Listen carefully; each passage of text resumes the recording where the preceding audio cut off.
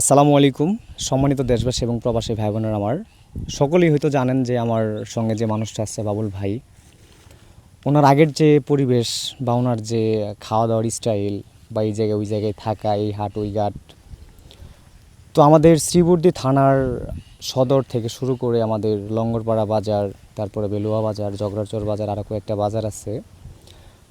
অনেক কষাই আছেন যারা ওনাকে খাল চামড়া খাওয়াইতে উৎসাহিত করতেন। তো ওই দিক থেকে তাদের উদ্দেশ্যে আমি এতটুকুই বলতে চাই যে গতকাল মানে আজকের আগের দিন কালকা এই যে বাবুল ভাইয়ের জন্য কিন্তু আমাদের নীরব চৌধুরী নামে একজন ভাইয়া আছে, উনি কিন্তু 20,000 টাকা পাঠাইছে যে ইমরান শুভ, তুমি আমার ভাইয়ার মতো, তোমাকে আমার মনে হয় যে তুমি একজন সৎ। ওই দিক থেকে উনি আমাকে 20,000 টাকা বিকাশে দেন। তো আমি ওইটা লাইভও করি, তো লাইভের মাধ্যমে আপনারা কিন্তু অনেক কিছু দেখতে পাচ্ছেন। তো এই যে বাবুল ভাইয়ের যে পরিবেশের পরিবর্তন, গতকাল থেকে কিন্তু বাবুল ভাই আজ পর্যন্ত আমার সঙ্গে, উনি কিন্তু এই যে খাল চামড়া এইগুলা কিন্তু ওনার ওরকম চাহিদা ফিল করে নাই বা কাজ করে নাই। তো এই যে ওনার মোটামুটি পরিবর্তন, এই যে কাপড় চোপড় যা কিছু আছেন এগুলা কিন্তু আমাদের নীরব চৌধুরী ভাইয়ার আর্থিক সহযোগিতায়।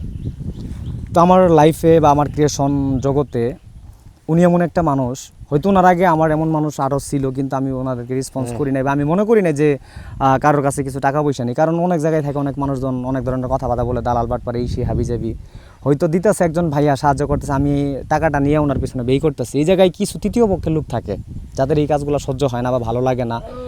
আসলে তারা কেমন মন মানসিকতার মানুষ এটাও আমি জানি না, তাদেরকে নিয়ে ভাবার দরকার নাই। তো এই যে বাবুল ভাইয়াকে নিয়ে আজকে আমরা চাচ্ছি যে আমরা শেরপুর ভালো একটা চক্ষু হাসপাতালে যাব, ওনার চোখের যে আঁচিলটা এটাকে রিমুভ করার চেষ্টা করব এবং ওনার মানসিক যে সমস্যাটা আছে, মাঝে মাঝে মেজাজ গরম হয়ে যায়, উল্টাপাল্টা কথা বলে। তো ওই দিক থেকে আমি চিন্তা ভাবনা করতেছি যে ওনাকে যেন আমরা শেরপুর নিয়ে যায় ভালো একটা ডাক্তার দেখাইতে পারি। তো আপনারা সবাই জানেন শেরপুর জেলাটা মোটামুটিভাবে সারা বাংলাদেশের মানুষজন চেনেন। তো নীরব ভাইয়া যতটুকু আর্থিক সহযোগিতা দিয়েছেন এটা আল্লাহর কাছে লাখ লাখ শুকরিয়া। আমি মনে করি এটা দিয়ে কিছুটা হলেও বাবুল ভাইকে পরিবর্তন করা সম্ভব। তো আমি একটা দায়িত্ব নিয়ে বাবুল ভাইয়ের সঙ্গে 24 ঘন্টায় থাকার চেষ্টা করতেছি যেন ওনাকে আমরা পরিবর্তন করতে পারি। এটা শুধু অন্যের স্বার্থের জন্য না, এই জায়গায় কিছু কথা আছে যে আল্লাহ তাআলাকে রাজি ও খুশি করানোর জন্য একটা পাগল মানুষকে যদি আমি সুস্থ স্বাভাবিক একটা জীবনে ফিরিয়ে নিয়ে আসতে পারি, যিনি ওনার পিছনে আর্থিক সহযোগিতা করতেছেন, হয়তো ওনারও আল্লাহ তাআলা কতটুকু সওয়াব দেবেন এটা আমি জানি না, তবে উনি মহৎ একজন মানুষ আমার কাছে, এবং আল্লাহ তাআলা কারে কতটুকু কীভাবে দেখবেন এটা জানি না। তো আমার ধারা যদি একটা মানুষের সুস্থ মস্তিষ্কের ব্রেন আসে বা উনি যদি ভালোভাবে সুস্থ হয়ে যায়, ওনার একটা পরিবার হবে, ওনার একটা ঘর সংসার হবে, তো সব দিক থেকে চিন্তা ভাবনা কইরা ওনাকে আমি পরিবর্তন করার চেষ্টা করতেছি। তো আমি যেন এতটুকু করতে পারি, এবং আপনারা যারা পাশে দাঁড়াতে চাইতেছেন এখন, যদি প্রয়োজন মনে হয়, যদি নীরব ভাইয়া কখনো বলে যে ইমরান শুভ তুমি আরও কারো হেল্প নাও, ওই সময় আমি চেষ্টা করব আমার ব্যক্তিগত দিক থেকে আপনাদের কাছে সাহায্য সহযোগিতা চাওয়ার। কিন্তু যেহেতু উনি এইটা বলে নাই, তো উনি যেহেতু আর্থিকভাবে সাহায্য সহযোগিতা করতেছেন যতটুকু লাগে, আমি মনে করি না যার কারোর কাছে এইভাবে নেওয়ার দরকার আছে, হয়তো উনি ওইটা খারাপ মাইন্ডলি নিবে বা খারাপ মাইন্ডে দেখবে।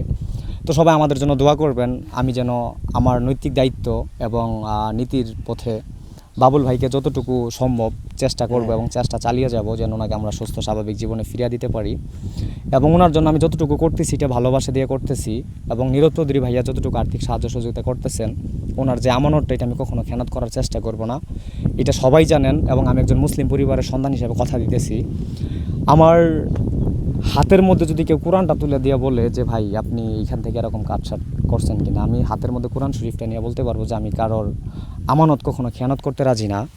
তো বাবুল ভাইয়ের লাইফে এখন ধরতে পারেন যে মাথার উপরে যে একটা ছায়া থাকে, বটের ছায়া, এই হিসাবটা আমি ওনার পক্ষের মাথা শোনো। তো ওনাকে আমি সবসময় চেষ্টা করতেছি একটু সুস্থ স্বাভাবিক জীবনে ফেরানোর জন্য। তো সবাই আমার জন্য দোয়া করবেন। তো ওই যে বাবুল ভাই মাঝে মাঝে এরকমই হয়।